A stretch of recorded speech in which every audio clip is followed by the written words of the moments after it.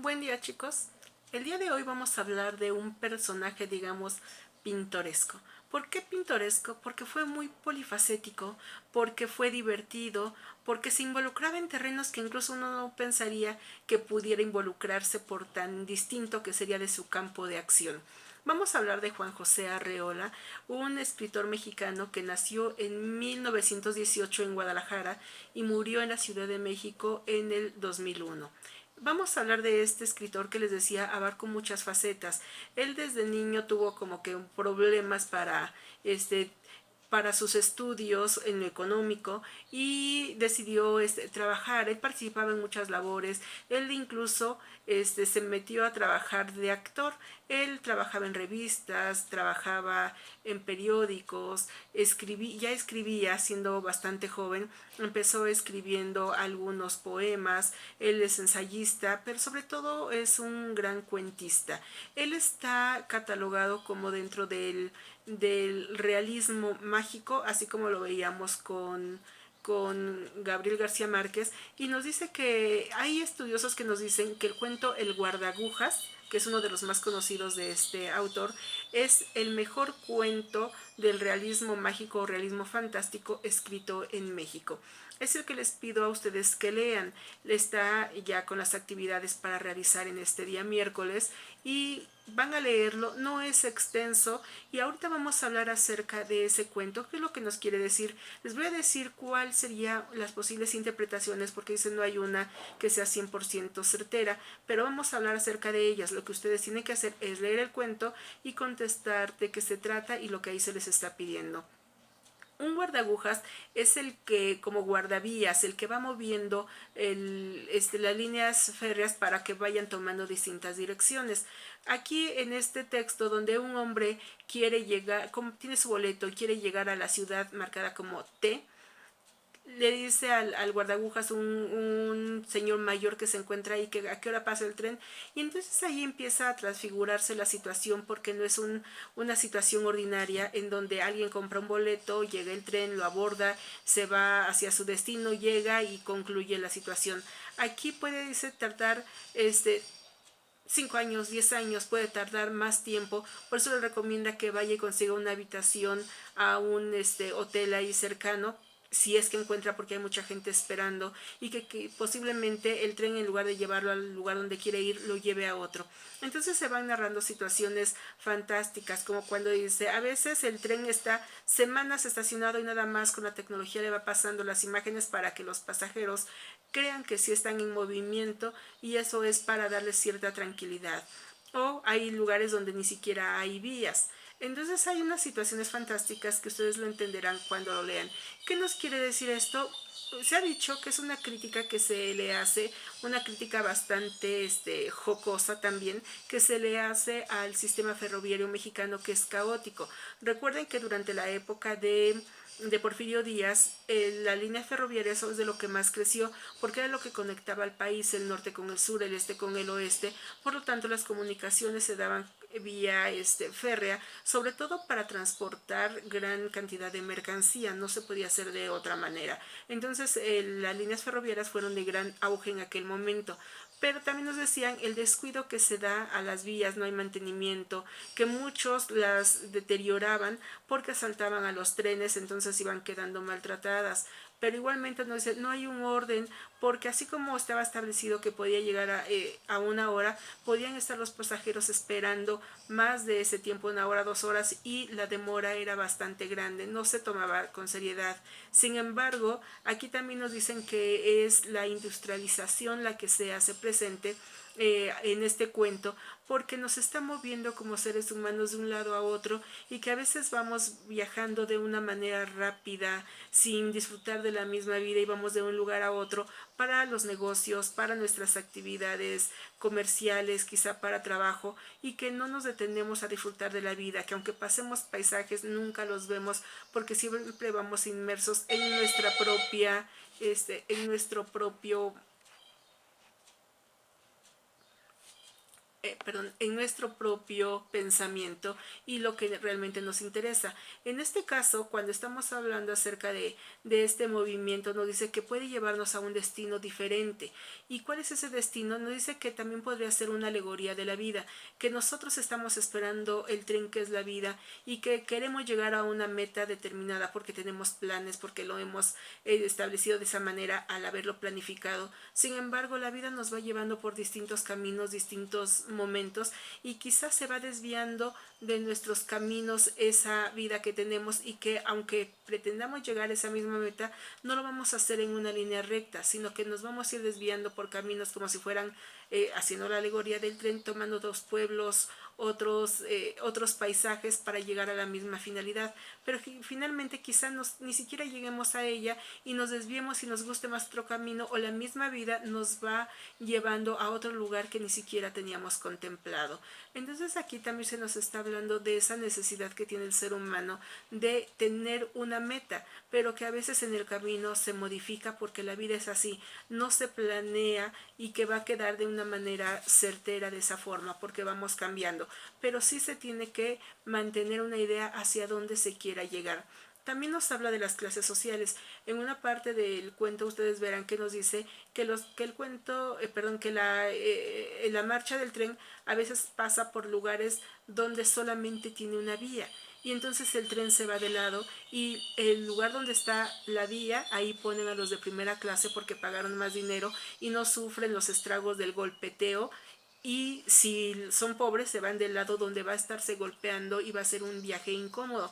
Entonces nos habla que siempre va a dar ventajas la posición y situación económica, pero nos dice, habrá momentos en donde no hay vía, entonces no importa si es de la clase alta o de la clase baja, siempre se va a estar sufriendo un poco de malestar por el maltrato del mismo viaje. Entonces se nos habla cómo es el viaje, cómo son las cuestiones de clase social, las cuestiones fantásticas, ¿no? Y a veces cuando se tiene que atravesar por un barranco y ni siquiera hay puente, se le pide a las personas que desbaraten el tren y pieza por pieza libren ese barranco y del otro lado nuevamente se arma el tren. Entonces les decía que es una situación realmente inverosímil, es fantástica, pero va tomando un sentido cuando uno lo lee. Y finalmente en el cuento, cuando le dicen al señor que siempre insistía en llegar a T y tenía que ser al día siguiente, cuando le dicen, ay, viene el tren, tiene usted suerte, ya viene, entonces, ¿hacia dónde va? Y él dice, a X, es decir, el ser humano va cambiando y que los planes que teníamos quizá nosotros mismos lo modifiquemos o las circunstancias son las que se vean. Léanlo, es un cuento interesante. Este está publicado en un texto que se llama Confabulario, donde tiene muchos otros textos más. Él escribe de una manera variada, incluso hay cartas, hay, les decía, ensayos. Hay un ensayo tipo carta que le manda a un zapatero, y ese zapatero es porque le manda arreglar unos zapatos, y en esos zapatos, perdón, y en ese trabajo le había garantizado el zapatero que iban a quedar perfectos, y él le reclama diciendo que no tienen forma, que son bastante duros, que no es lo que él había prometido. Y aquí la finalidad es decir, en lo que le comenta en la carta, que uno tiene que aprender a hacer bien las cosas, y le dice, sé que usted a lo mejor ya perdió el entusiasmo en su trabajo y que tiene que encontrarlo o cambie de oficio. Y esto en esta carta al zapatero nos está diciendo que tenemos que ubicarnos. Cuando uno no hace con agrado, con pasión el trabajo que uno hace, entonces no tiene ningún sentido porque lo hacemos de manera mediocre, porque lo hacemos de mala gana, y los demás no tienen la culpa de que a uno no le guste su trabajo. ¿Y cuántos no estamos así? Ustedes son muy jovencitos y la mayoría no trabaja. Quizá algunos sí lo haga por necesidad o porque tiene que ahorrar, porque quiere cumplir un objetivo. Pero ¿qué pasa cuando se trabaja en algo que no se disfruta, que no se valora? No se hace de buena gana y se hace al y se va, al como caiga, entonces no lo estamos disfrutando. Y si la mayoría pensamos así, imagínense qué desastroso nuestro país, en donde todo lo hacemos de mala gana, porque no hay un gran esfuerzo, porque no hay amor, no hay pasión. Y ustedes, cuando tengan que elegir una carrera, estudiarla y vivir de ella, tendrá que ser no una que ustedes digan, es donde voy a ganar mucho dinero, es donde ustedes se sientan plenos, donde lo disfruten, donde sea su pasión, porque eso tienen que transmitirlo. Imagínense qué triste vivir muchos años, 20, 30, 40, 50 años, de una profesión que no les gusta o no les satisface. O no hay una profesión, un trabajo. Uno tiene que buscar donde uno rinda, donde se sienta feliz al hacerlo. Que si no se gana mucho como maestro, uno lo disfrute plenamente. A mí me encanta mi trabajo. No se vive muy bien de ese trabajo. Sin embargo, uno lo hace con gran pasión, con gran alegría y quizá se pueda notar o no, yo que puedo decir, ustedes son los que lo valorarán en cuestión de que se hace bien o no se hace con entusiasmo, se hace por, ya que no me queda de otra, pero se trata de disfrutar. Yo amo mi profesión, me encanta dar clases y lo disfruto, pero hay quienes no disfrutan su trabajo. Entonces aquí lo que está diciendo Arreola en este texto es que se tiene que aprender a hacer las cosas con dignidad, con pasión, para que sea un buen resultado a las personas a las que uno le va a, este, a servir en ese trabajo. Hay un cuento también muy chistoso que se llama El Trueque, parábola del trueque, en donde nos dice que una mañana cualquiera en un poblado pasa un vendedor, un comerciante diciendo se cambian esposas viejas por nuevas, cambio esposas viejas por nuevas, y todos como que se sorprenden y se asoman y entonces haciendo este cambio esposas viejas por nuevas, sale uno, hace el trueque y dice vean las rubias bonitas de primera mano de gran calidad. Entonces todos van cambiando a sus esposas, todas son las nuevas esposas son rubias, son hermosas o hermoso cuerpo, cutis, y entonces se las van llevando. Y un señor se asoma y no se atreve, ve a su esposa que está bordando y no se atreve a hacerlo. Cuando ya se va, todos como que se le quedan bien diciendo qué tonto, no la cambiaste, eres el único que te quedaste con tu mujer. Incluso un recién casado cambió a su mujer por una de las que estaban ofreciendo. La esposa no se lo perdona y no le recrimina que por qué no la cambió, que seguramente lo hizo por compasión, y aunque él le dice que no y le compra este obsequio, le lleva collares, ella le dice que no se lo va a perdonar por no haberla cambiado porque lo hizo por lástima. Pero finalmente nos dice que todos los que cambiaron a sus esposas y que se desvivían por ellas iban olvidándose del trabajo por estar celosos y cuidando a sus nuevas mujeres, pero que no se dieron cuenta y no la revisaron bien y se estaban oxidando. Es como si fuesen robots. Le digo que está dentro de la literatura fantástica. Y entonces no sé, que el recién casado se dio cuenta que había imperfecciones en la piel y le empieza a tallar y se les iba cayendo la chapa de oro que tenían y que las hacía blancas y que quedaban oxidadas. Y él con ácido la limpia para ver y quedó ennegrecida.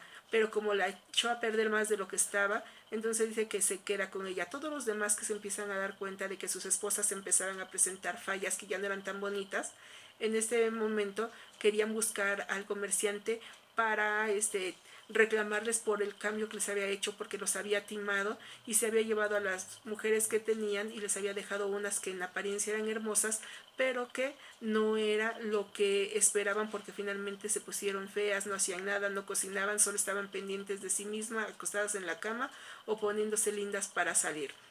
En este caso se está haciendo una crítica social donde se valora mucho la belleza, donde la apariencia, el cuerpo, la belleza de una mujer es lo que valoran muchos, cuando como el otro esposo que no se atrevió a cambiar a su mujer, dice, está valorando la esencia de su mujer, una esposa tranquila que siempre ha sabido cumplir con sus labores de esposa, de madre, pero que se siente ella también humillada porque no la consideran a la misma altura de la belleza de las otras mujeres. Entonces muchos dicen, ¿de qué sirve una belleza si las mujeres a lo mejor son casquivanas o son solamente personas egoístas que solamente piensan en su propio bienestar sin importarles el de nadie más? Entonces, ¿qué es lo que hace la sociedad? Valora la belleza y entonces no se fijan en la inteligencia. Quizá una mujer pueda no ser hermosa, pero tener muy altos valores, tener una actitud de salir adelante por sí misma. En cambio, muchas a través de su belleza, a través de su físico, consiguen todo porque todos se lo dan. Es estarse prostituyendo. Entonces es la belleza que nos lleva a depender de alguien más, o la libertad de la inteligencia, se sea hermosa o no se tenga esa belleza, uno puede salir adelante como mujer. Así que aquí se está haciendo una crítica a que a la mujer se le vea simplemente como una cuestión de belleza, como si fuese un objeto. Volver objeto a una mujer, nada más un objeto de contemplación y de uso y de presunción, en lugar de valorar realmente la esencia, su valentía, el valor como esposa, como madre de familia, como miembro realmente valorado de una sociedad. Entonces, chicos, ¿ustedes qué valoran más? ¿La belleza o la inteligencia y realmente los valores de una mujer? Chicas, ustedes, ¿a qué le dan más importancia? ¿A su aspecto físico o crecen su inteligencia y crecen en sus valores? Entonces es esta la reflexión de la parábola del trueque. Entonces sería todo, chicos. Lo que necesito que hagan es que lean El guardagujas. Es una lectura obligada, es una de las importantes dentro de la literatura fantástica y les repito, consideren que es la mejor obra dentro del realismo fantástico en nuestro país. Que tengan un muy buen día. Hasta pronto.